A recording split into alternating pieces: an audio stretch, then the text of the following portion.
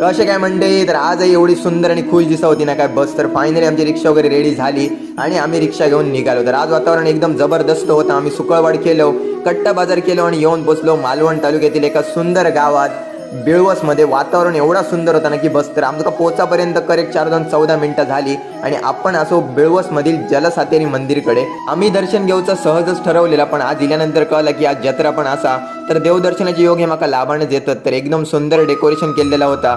तर तुम्ही पण पाया पडान घ्या आणि नक्की कमेंट करा श्री सातेरी देवी प्रसन्न. तर आईनं आमच्या मस्तपैकी ओटी वगैरे भरल्या आणि त्याच्यानंतर इलो आम्ही बाहेर मंदिर बघू. तर मंदिराच्या चारी साईड पाणी असा.